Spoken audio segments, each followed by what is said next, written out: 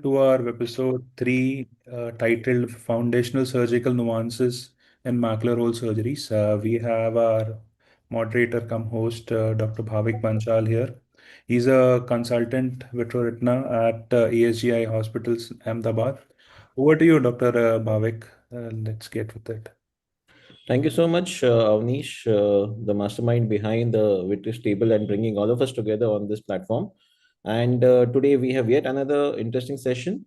This is one of the favorites for all the young ophthalmologists and also for even the seasoned ones, because at some point or the other in their lifetime, some challenges which you will be facing when you're dealing with a macular hole.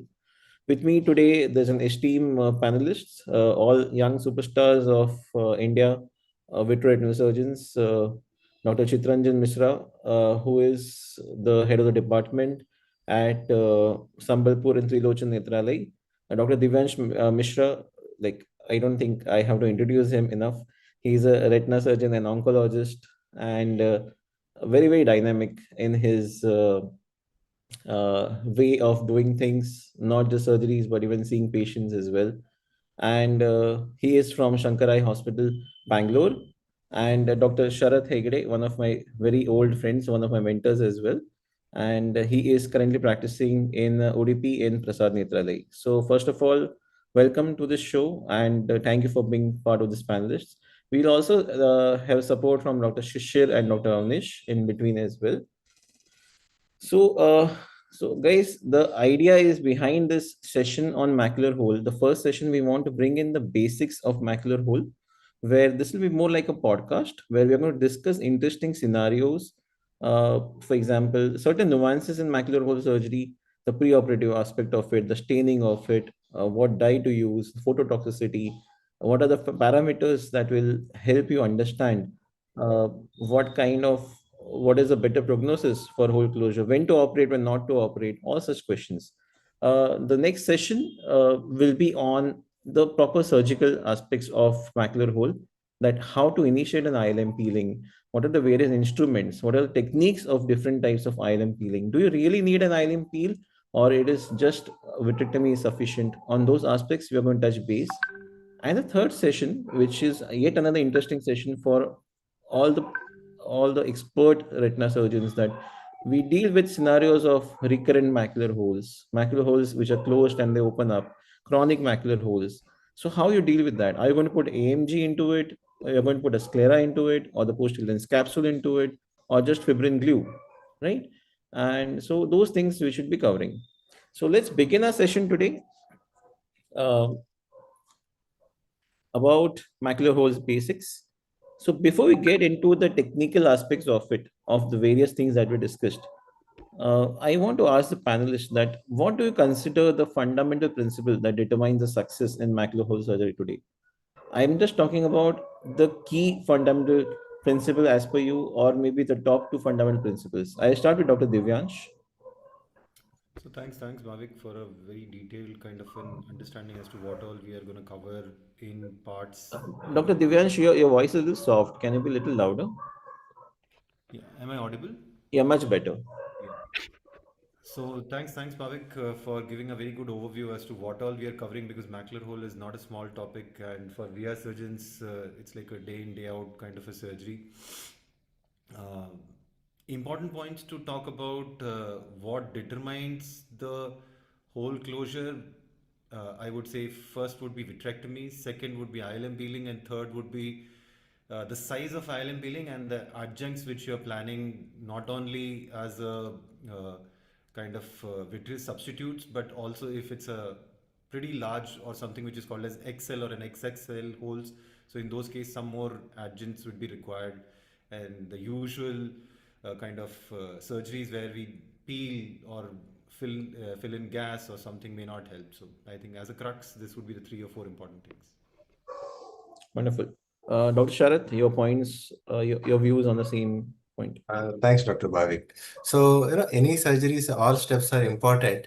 But if you feel that certain important steps, which I feel for the macular surgery closure, one thing is the induction of the PVD, the proper induction of the PVD and the atraumatic ILM peeling. So because the Muller cells and all the retinal glial cells, I think these two are the most important step we take into consideration while operating. Okay. Great to hear that. Dr. Mishra, Dr. Chitranjan. We have two Mishras here, so I'm going to call you by first name. Dr. Chitranjan. Yeah, Bhavik, thanks. Am I audible now? Yeah. Yes, you're audible. Okay. So in addition to Divyansh and Sarath, what they told, two things I'll tell you that if we are doing ILM peeling and we are not doing a ILM graft over there, then full drying of the retina uh, during the FA, you take sufficient time, allow for full drying. Sometimes some surgeons take the flute also near the hole, but you should be very careful not to do the trauma. So full drying, and if you are using ILM graft, that is also good, but in that case, obviously will not go near the macula. So either graft or full drying. And the one pre-operative thing is acute presentation of the hole and small size of the hole. That meaning, if it is like the height of the hole is bigger than the width the base. So if the patient is coming in this senile macular hole, acute small hole, and we are doing this surgery ILM peeling I told, and tamponade, of course, we are having discussions further in this episode. So I'm not going to tell much about that. There are discussions about going with only room air, but tamponade with long-acting gases SF6 or C3F8. These are the factors which determine the hole closure and successful outcome. Right. So, to all the listeners and the viewers, the key points which I can gather from the initial thoughts of a panelist is that a good complete vitrectomy, second is an atraumatic ILM peel, and third is complete drying of the macular hole if you don't intend to put the graft. So let's dig deeper into our brains of a panelists and ask them certain questions. The first point or the first topic which I want to address here is the staining of the ILM and the application of dye. How does one inject the dye? How do you deal with the dye? Do you dilute it? Do you do under fluid air exchange, or you do it under fluid?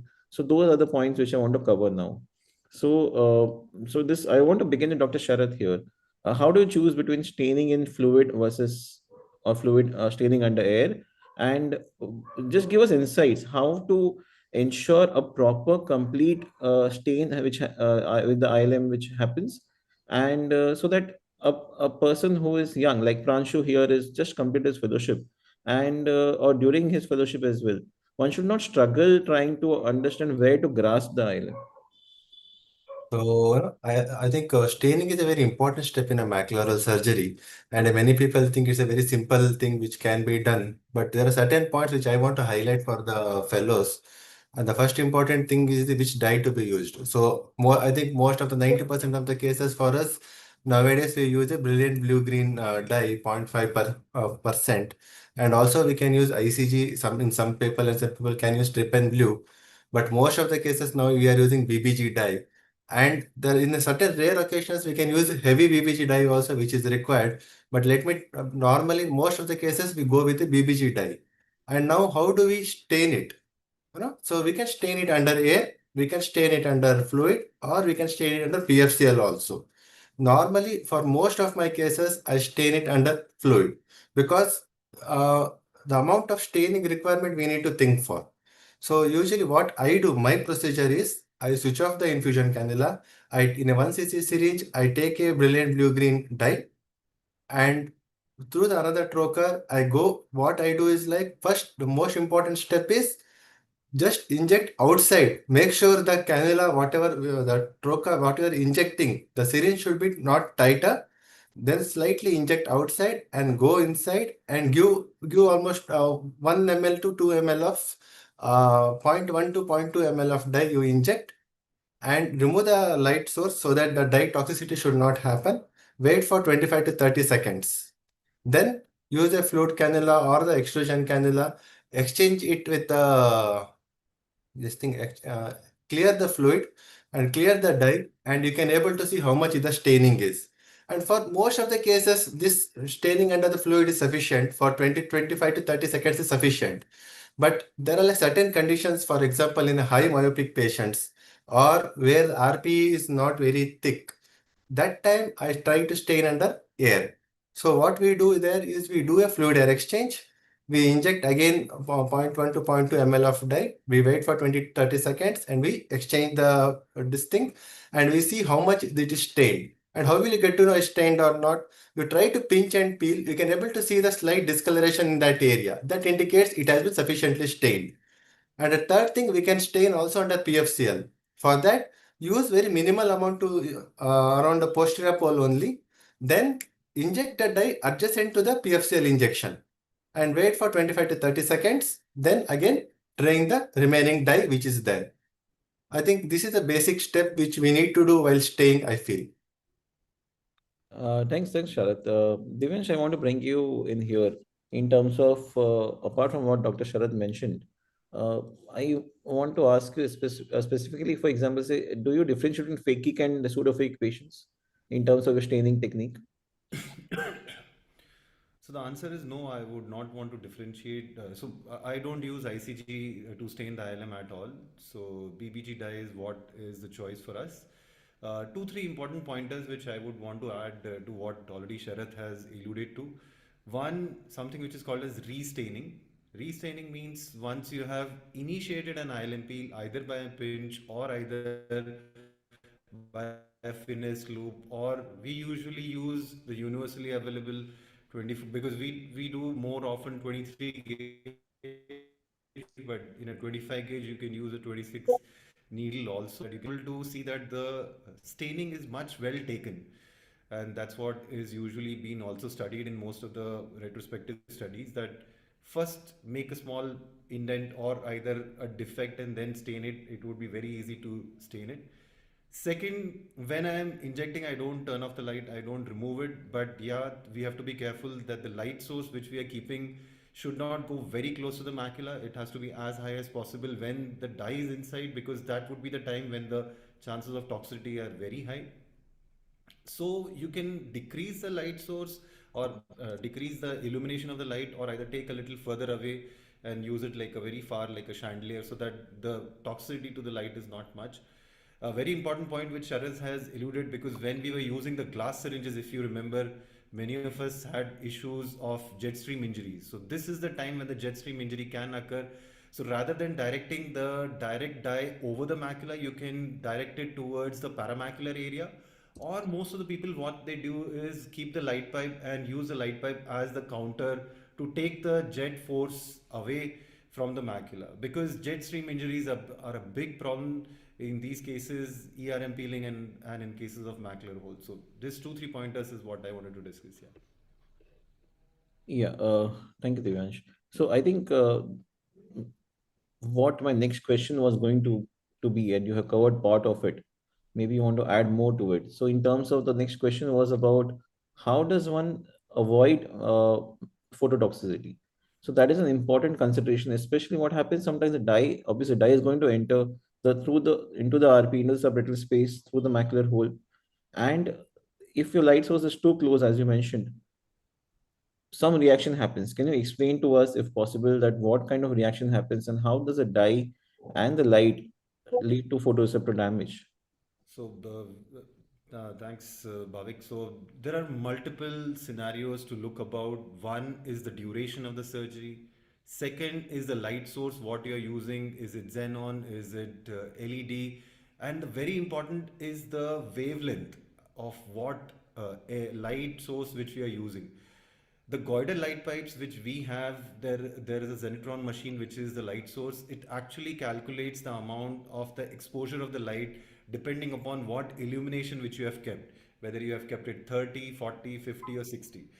When we are doing macular surgeries, it's always better to operate on a lower, like if you see a very experienced phaco surgeon, they would also operate at probably 15, 20 illumination, of where as an advanced or as a novice we would see we have to keep it at 100.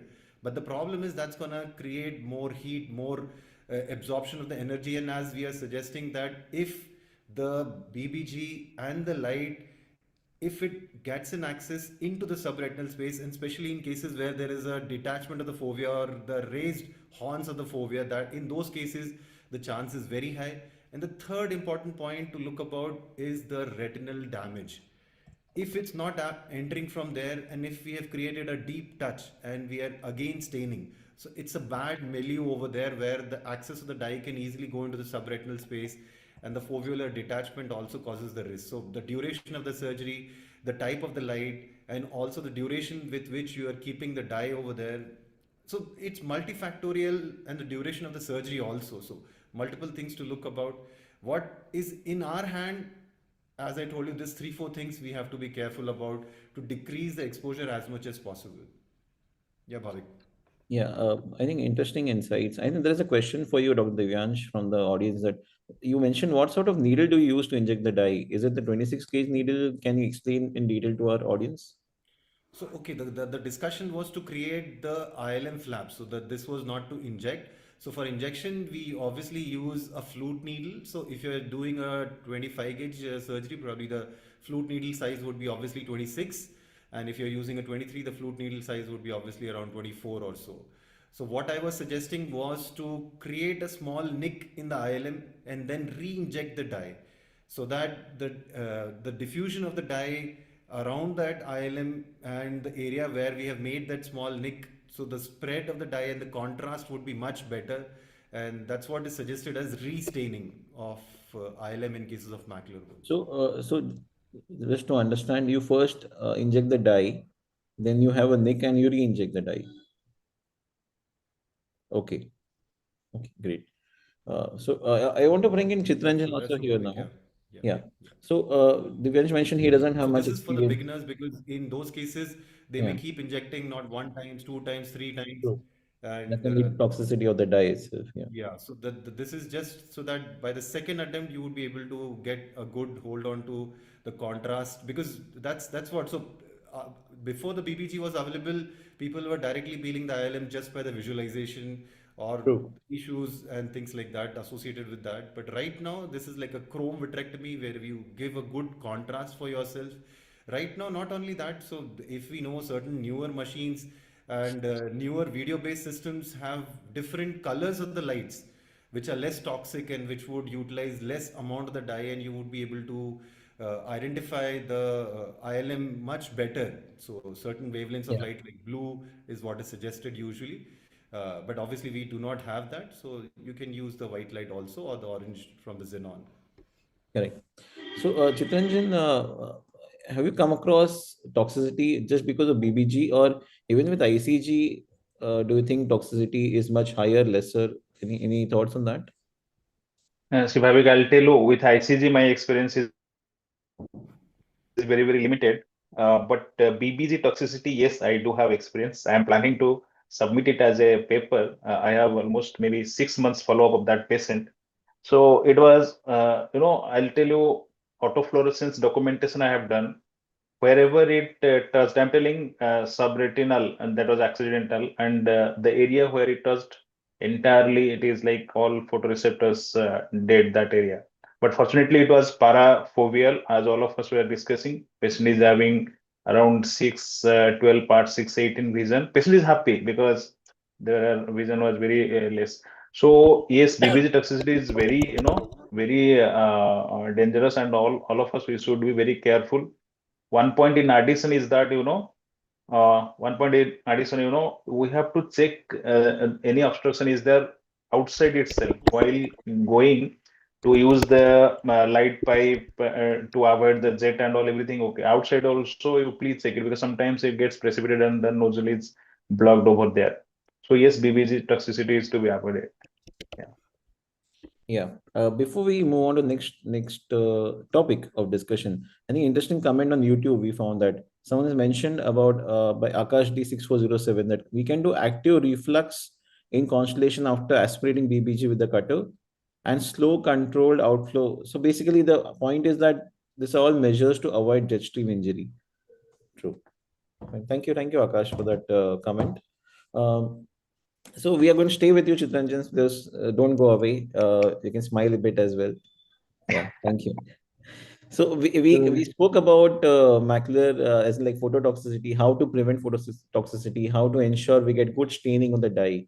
The next, as a beginner, when I was also learning macular surgeries, and I remember my first case, I injected the gas at the end, and the next day I'm seeing the gas is just like a bubble behind the lens, And I was surprised, where has the gas gone?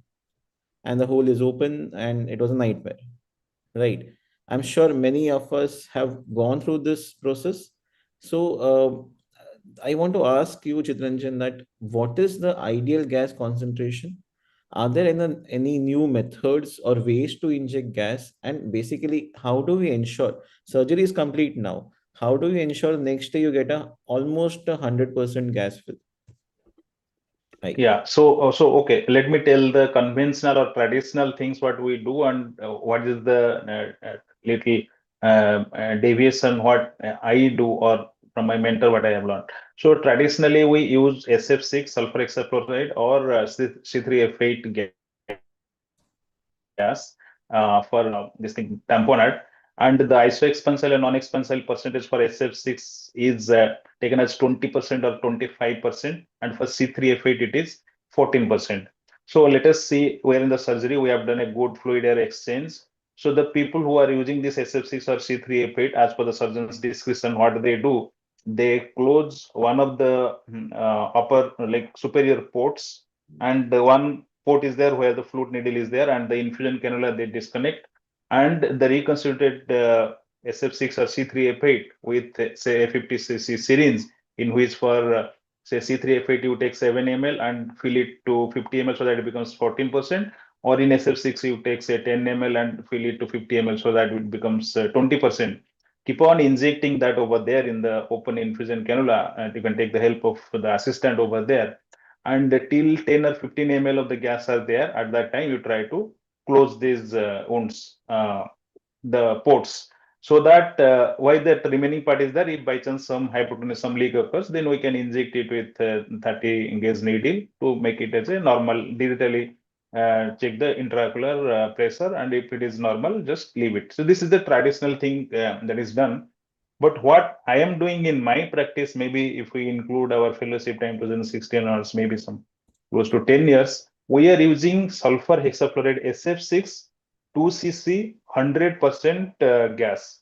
So there are criticisms and favors for this. I'm telling you some point, as you told, like how to ensure near 100% gas fill. So I must bring here the publication that is done by Dr.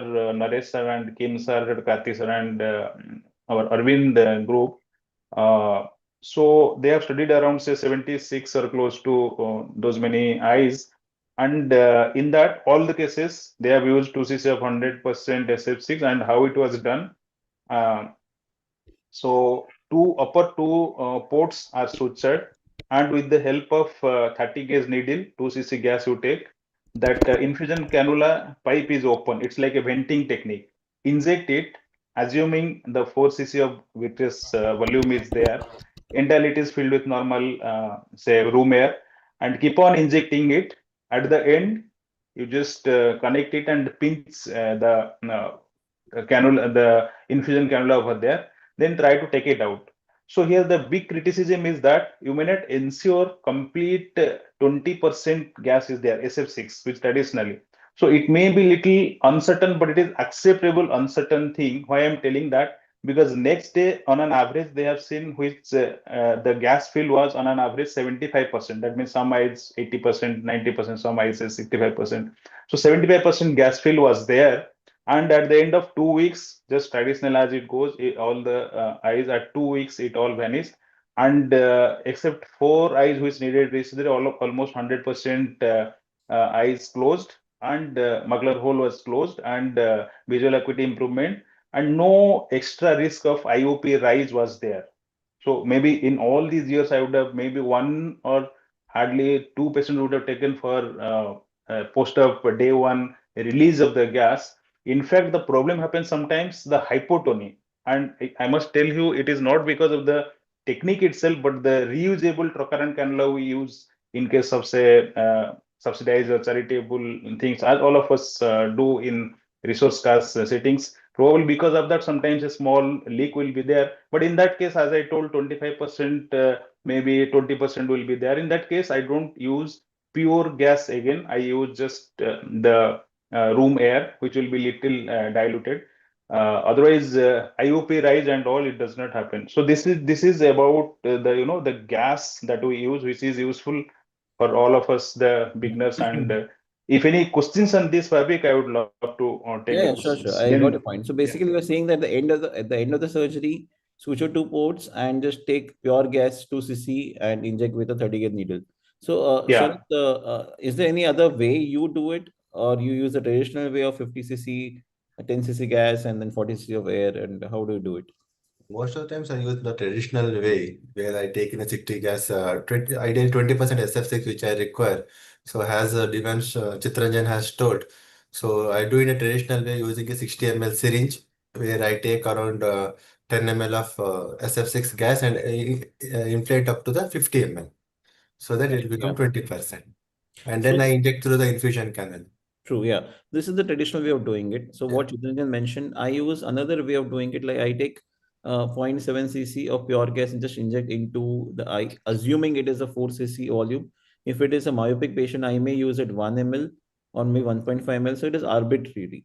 Okay, I want to bring in Dr. Divyansh here because once I remember having a discussion with him where he was of the point that this will not give us the ideal concentration that we need.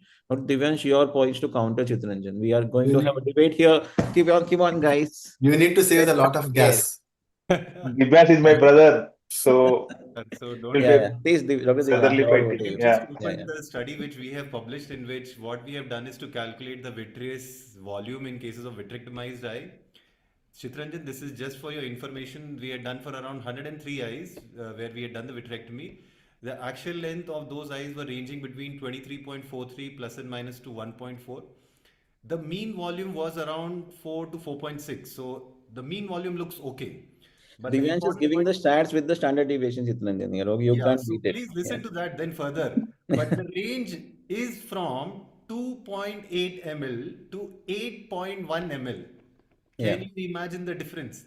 So it's really too much. So what we are thinking is that if you are injecting, approximating that the actual length is around 24, and if you're injecting a particular volume, if your eye is small, then you would have raised pressure. If you are injecting considering the eye as an actual length of around 24, and if the eye is bigger, you would land up into hypotony or underfill. Problem is for small macular holes, medium sized macular holes, anything, everything would work. But the answer is if it's a recurrence, if it's a large macular hole, whether I would want to take the chance, Chitranjan, even though I am your brother, but I would not.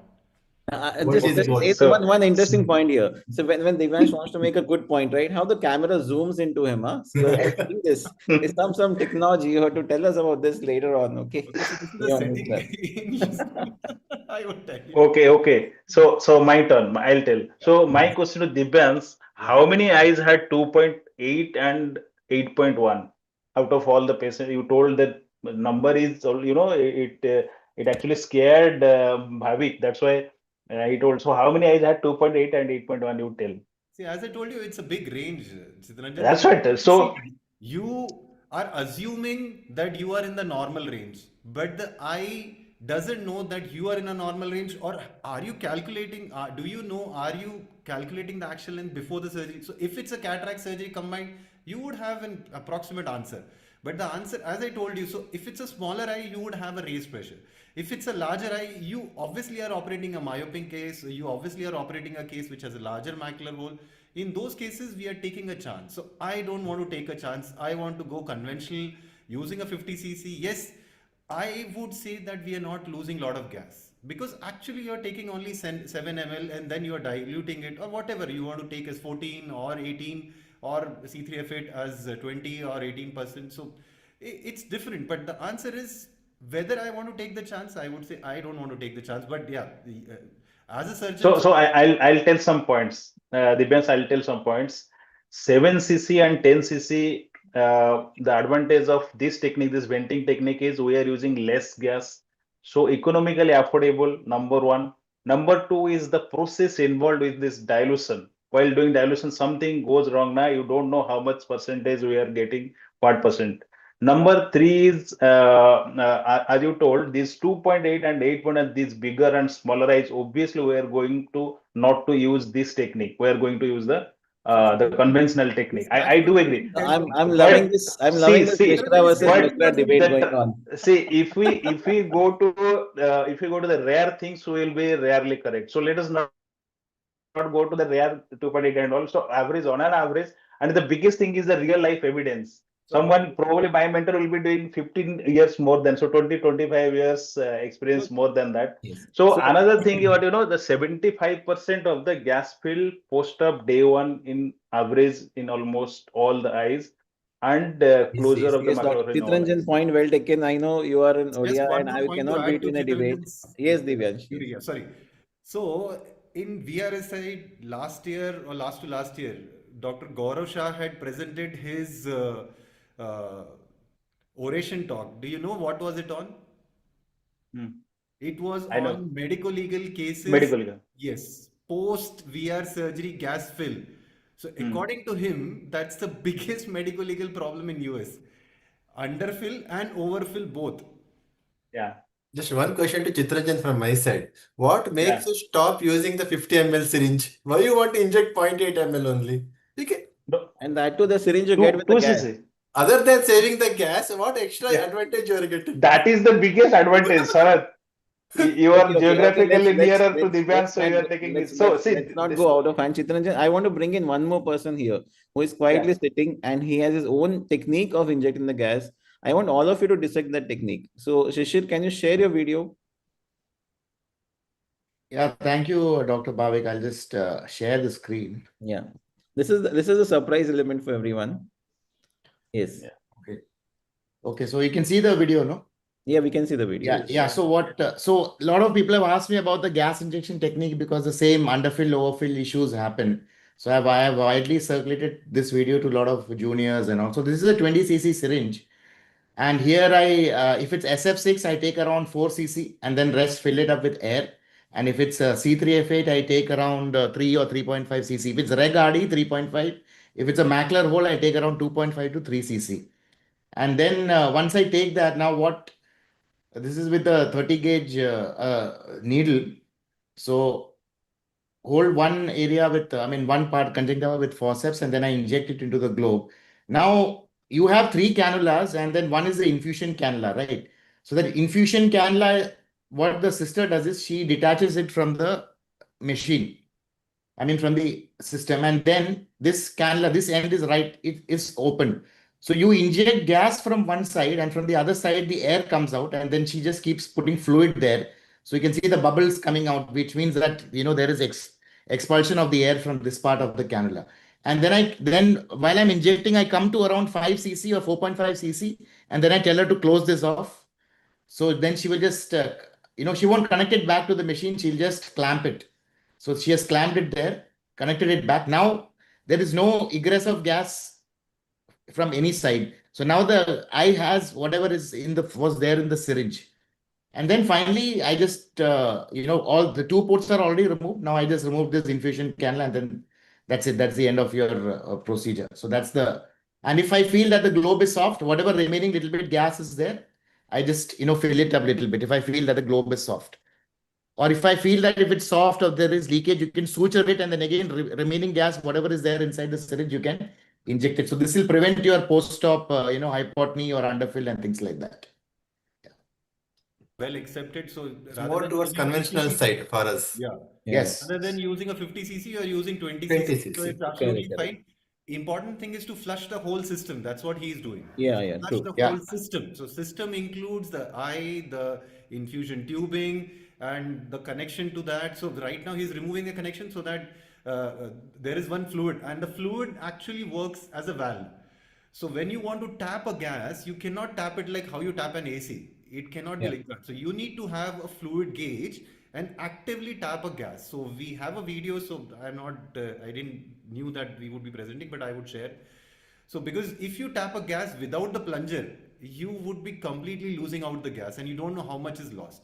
So the best way would be to have at least 1 cc syringe and then have at least zero point 0.3 to 0.4 ml of whatever RL or BSS you are using, and then use a 30 gauge, or either with the flute you go inside and then aspirate it, and you would be able to actually judge that what amount of tap you have done, and you can judge with the intraocular pressure also using the digital usual IOP measurement what we do. Yeah. But doing it just without the plunger, it's very dangerous. You may lose out complete gas.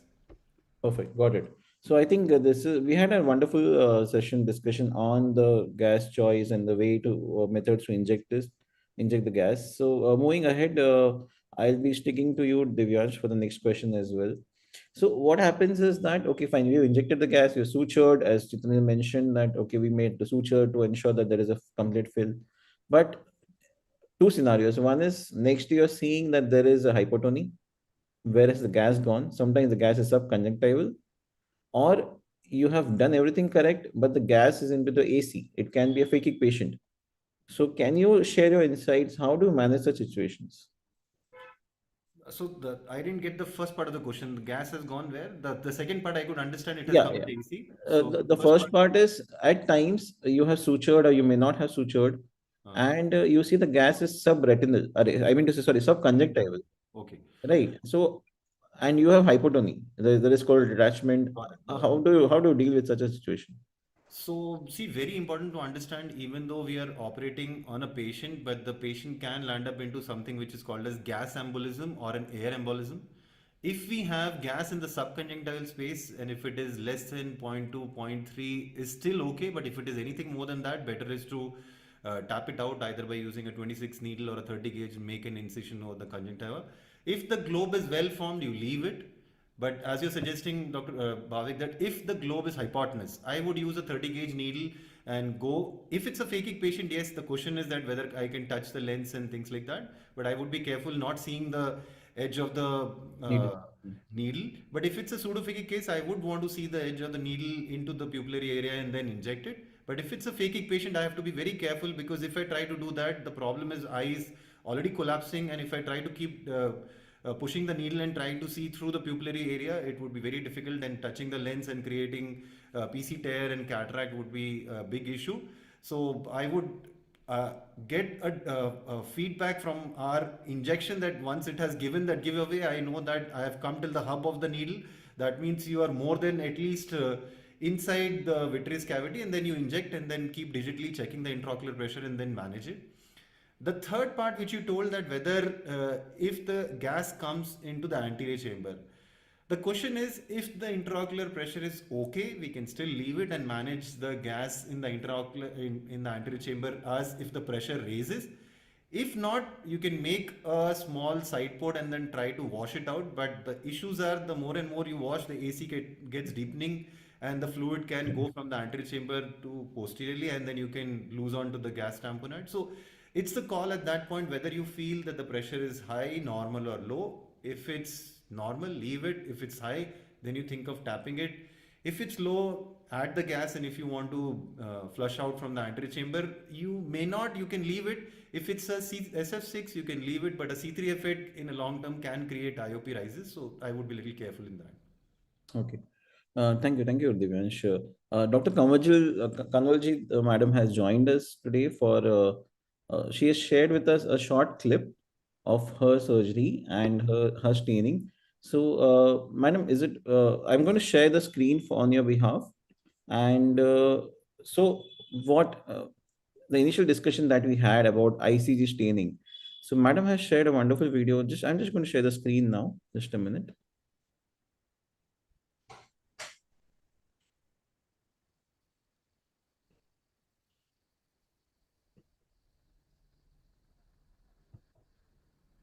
Can you see my video?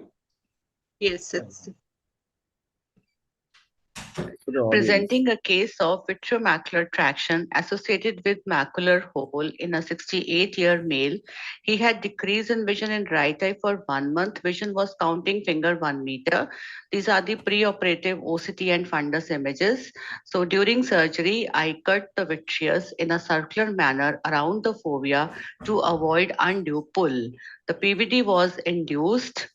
Then I used the Canaccord to look for the residual vitreous. Then the ILM was stained with the ICG dye. Inverted flap was done. I used Viscoat and SF6 tamponade was done in this case. So take-home messages, these are the OCT and fundus pictures post-operatively. So take-home messages, posterior highlight to be removed in a circular manner around the fovea to prevent any pull. Thank you. Yeah, first of all, thank you so much, madam, for submitting us your video. And as we discussed that, a wonderful surgery as well. My question to you is that uh, what is the reason behind using ICG? Do you regularly use ICG dye? Are there any advantages that you come across with ICG? Can you help us out with that? We are having very nice discussion, Dr. Bhavik, and thank you for giving me opportunity to present on this platform. We are discussing a lot of use of these dyes, and in my personal experience, I am using both the dyes, BBG and ICG also. And we know that ICG is somewhat toxic to retinal cells, optic nerve, and RPE, but sometimes color contrast is better. And in my personal experience, I haven't noticed any toxicity about these dyes. Like Dr. Chatranjan has mentioned that he has seen some toxicity with the PVG dye, but I haven't encountered any toxic reaction with these dyes, and I'm using both the dyes in a routine manner. And one thing I would like to add, if you are a beginner, some surgeons, if they are doing surgeries, then we can use definitely ICG dye because color contrast is very good with this dye. That's why I used. But in a routine manner, I am using both the dyes. Okay. Thank you so much, madam, actually, for sharing your experience and giving us a different insight. Uh, sure. Any comments on? Yes, guys, Divyansh and Sharath as well. Yeah. Thank you, Sharath thank you, first. madam, for sharing a Okay, nice Sharath, yeah. video. It was fantastic. The very important part of the first video was something which is called as donut vitrectomy.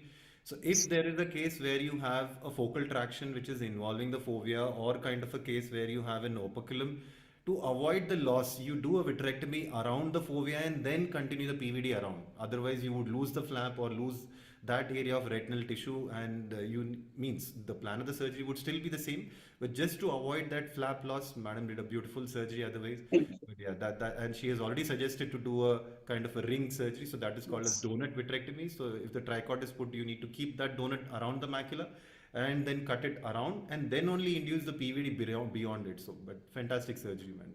So Thank you. just one more important points which I needed to suggest regarding the BBG toxicity. So actually, the BBG has a peak of absorption from 260 to around 680, and it has two peaks. So one from 260 to 280, and another peak is 540 to 680. So the xenon light source, what we have, the light source emission is around 450 nanometers. And the important part is, as you were discussing, in certain studies, they have suggested if you are using a light which is more than 5 minutes, you should be using a low to medium light.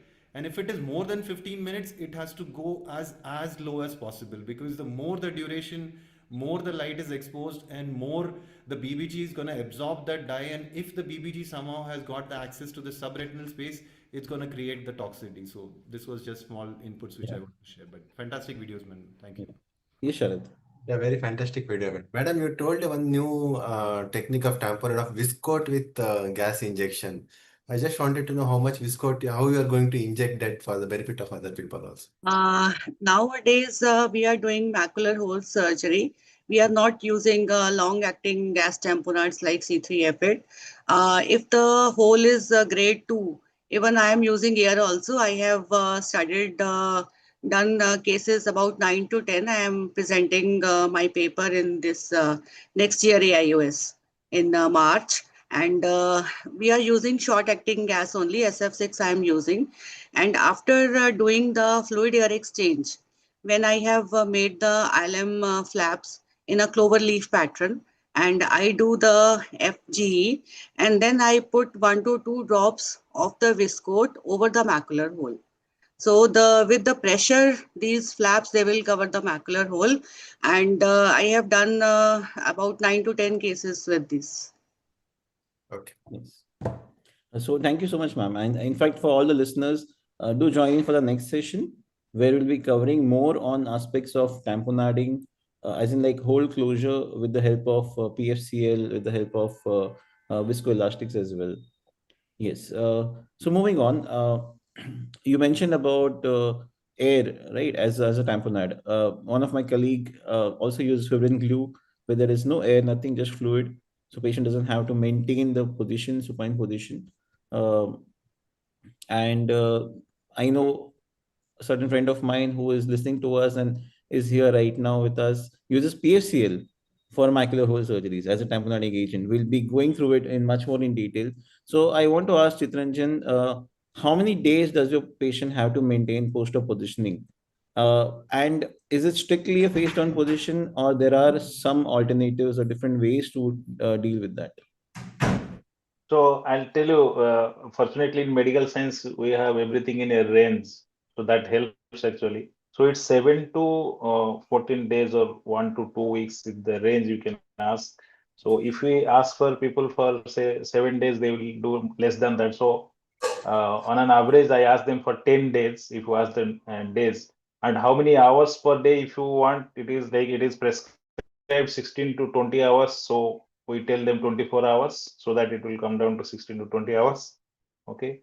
Then strict face down position. So let us come with the deviation first. Deviation mean many people, they claim that AR only, nothing else, AR only, or no face down. So those are preserved for holes with small diameters, maybe say 200, 250, 300 maximum diameter. So just this is the single liner if the audience wants to take it like small holes where we can, and very like 4 this diameter of radius, big ILM peeling we have done, nice PVD, big ILM peeling, small hole, and we can easily get away with any sort of positioning. Otherwise, strict face down position we ask. But yes, some people they cannot maintain the face down position because of the different say age related conditions or other body things.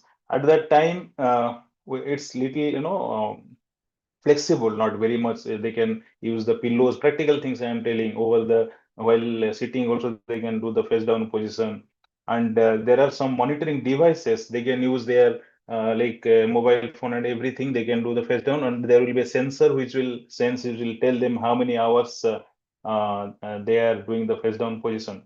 And more than this, as Madam told, Kanwaljit Madam told about the Visco and the Vans, we know he's going to tell about the PFCL thing that really helps. When the people cannot do the face down position, they can be still supine and do. I don't want to venture much into that, so the Vans will tell much about that. So before we move on to Divya and Sharath, I want to ask you, do you think 10 days is an overkill for a macular hole surgery? I think it depends on the type of hole and the size of the hole. 10 days, I feel it's a yeah. Nowadays, what I have done over the period of years, my number of days are decreasing, giving the prone positions. We started from 15 days, 2 weeks to 1 week. Now I start giving 1 day, depending on the phakic, pseudophakic also. But yes, we have to make the patient make active as early as possible. Yeah. So we are going from from 1 day to maybe just supine position. So this is something breaking news. Macular hole and supine position. So Divyansh, how are you going to explain that to the patient and the counseling? I would give you a story behind Yeah. this. There was a female who was around 65, 70-year old, and when she came, she was having a walker in her hand with a kind of a neck collar, back collar, and then she has specially come because she has macular hole, not in one eye, but both eyes. What to do? And the vision has dropped to 618, 620. And what to do at this point? The question was either we operate and make her sleep prone and worsen her spondylitis and have issues which she has to deal for her own life by maintaining the face down position. So discussion was, okay, what should we do? Then we discussed, let's put in oil. But the problem is, if the oil needs to function, supine position would not. Again, she has to maintain a face down, then only the oil would function, because the oil would float on the water, and then only it is going to function. So then the thought came up that, okay, we are using PFCL for cases where there are inferior breaks, posterior breaks, and which we are leaving the PFCL for 1 week or probably 10 days and then removing it off. So the discussion was, this is like what we were discussing, that some of the injections or some of the surgeries are out of the syllabus, or something which is called as off-label use. So that's what the discussion was with the patient, that see, the tamponade which we are using is off-label. It is not to be used for any surgeries, but it has to be used temporarily at the time of surgery. But we are using it for other surgeries like posterior pole breaks or inferior breaks. In your case, we would discount you because of your systemic issues. Let's try it out. You imagine the patient was so happy. Within 1 week, we could see one macular hole getting closed. We operated that eye. And then we operated the second eye on 1 week, that is 7th or 8th day. And by the 10th day, we removed the PFCL on the first eye.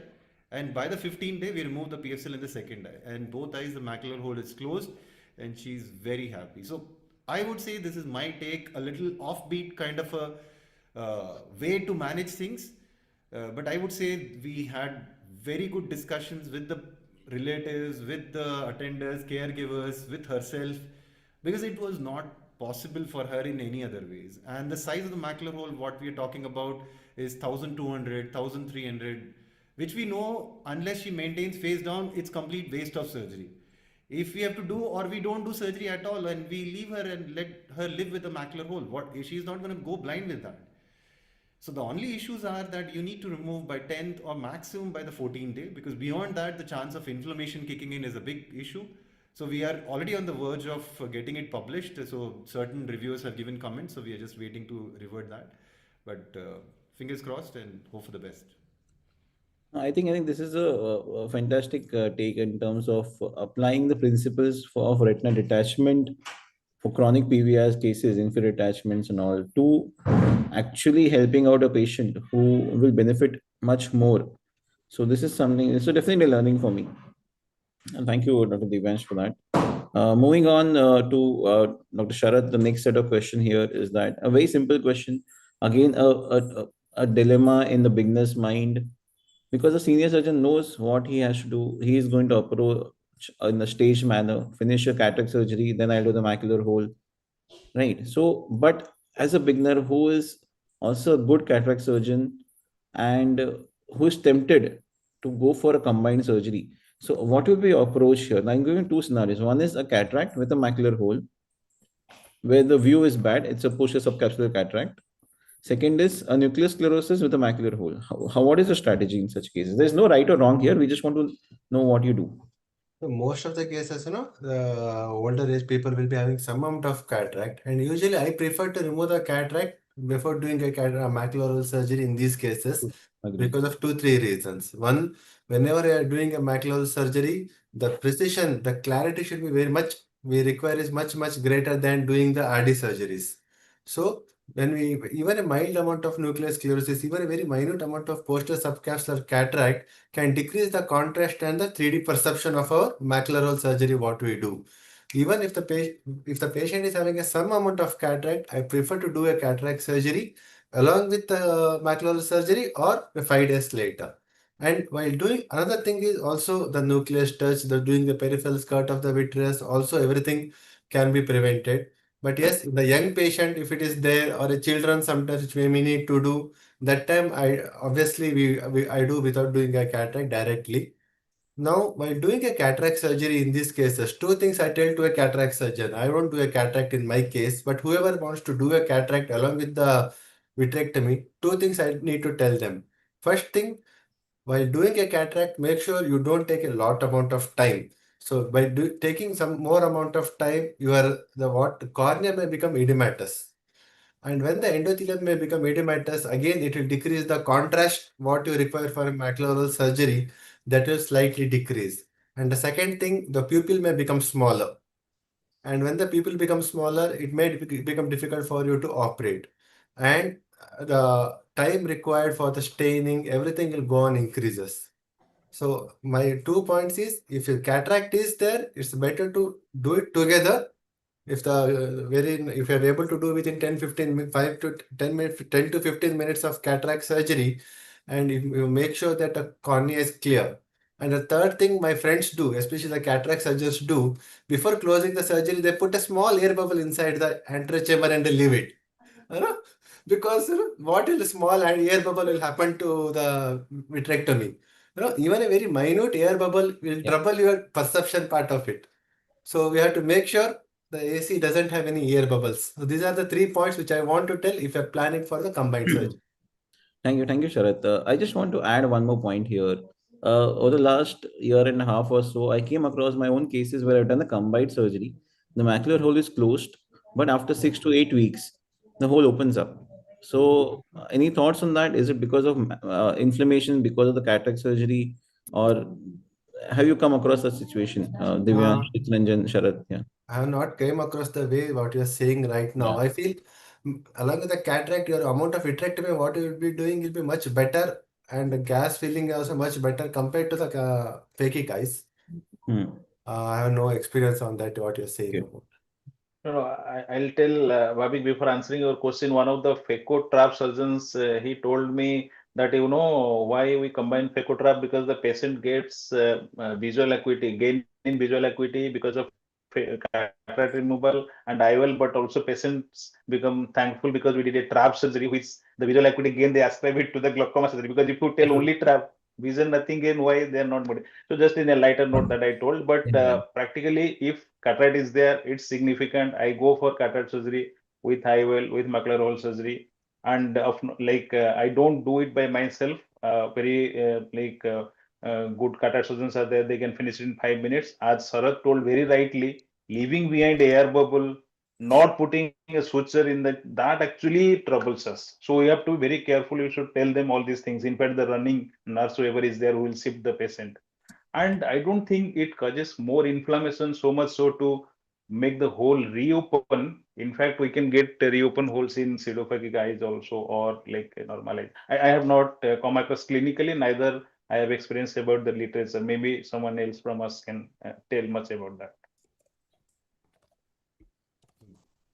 I think the last I would be needing to comment on that. So some cases which I have seen recurrence of macular hole is the cases which I have done an inverse peel. The issue was that we had retrospectively reviewed all the surgeries and found out that there was some kind of a negative staining, or there may be some kind of ERM cell sitting on it, and that pulls the macular hole open again. But whether what type of surgery we have done, whether we have completely peeled the macular hole, and if it's opening up, it can be inflammation causing a macular edema and occurring. But I really, so we need to review the OCT, just comment on that. So I would restrict to only these two comments. Yeah. Right. So we had a wonderful session, guys. Thank you, Divyansh. Thank you, Dr. Kanwaljit, Sharath, and Chittaranjan. Before we close, I just want one important tip from your side in terms of the entire discussion that we had, that you think a listener or a young surgeon should take back. Just one. It can be anything. We'll start with you. Anyone who is ready can raise their hand.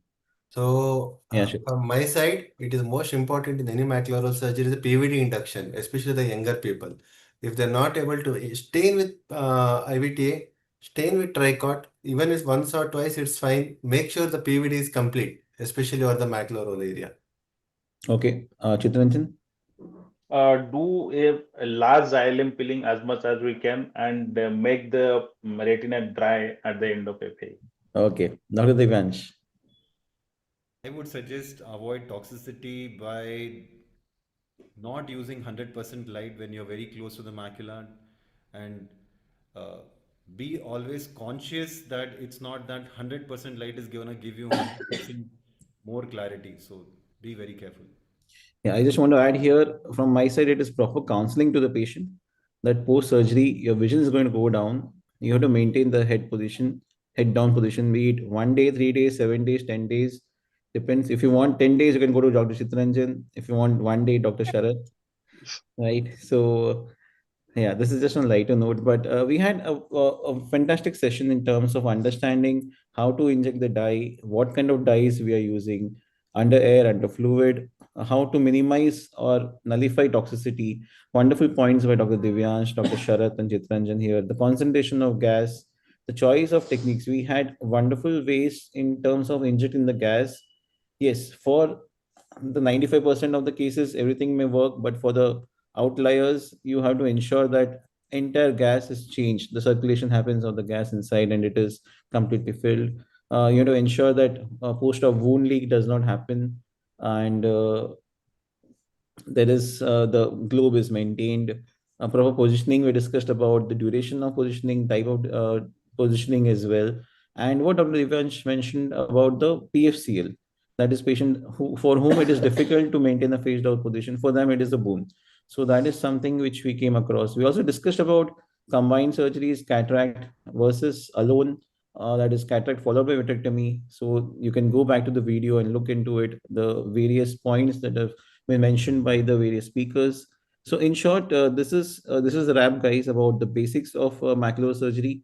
We'll be live again with a surgical session on in the third week of January on macular hole surgery, where we're speaking about different types of ILM peelings, different techniques, how to initiate a peel, how to avoid the retinal touch, whether you want to stuff things inside the macular hole, you want to cover it, you want to do flower petal, you want to put AMG and so on. So please do join us on the third week of January. We'll share the link with you. Thank you so much, guys, and